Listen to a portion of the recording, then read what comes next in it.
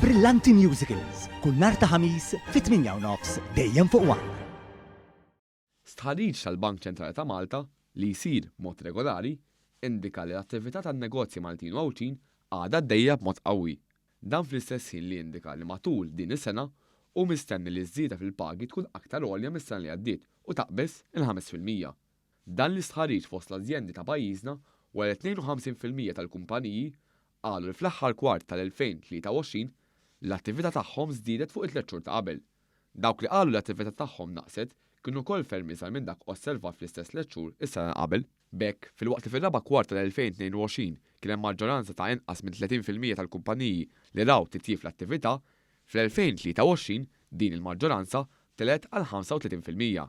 L-istħarriġ juri li s-sors ewlieni tat-titjib jidher li kien l-aktar is-settur tas-servizzi, b'mod partikolari l-akkomodazzjoni, l-attivitajiet tal-catering u d-divertiment. Dan jimxi pari passu ma' sena b'saħħitha li kellu it-turiżmu f'pajjiżna. Fil-fatt, l-Ajruport Internazzjonali ta' Malta irrapporta li l-2023 kienet l-aqwa sena f'termini ta' passiġġiera, tant tinqabeż il-livell ta' sena ta' qabel il-pandemija bi kważi 7%.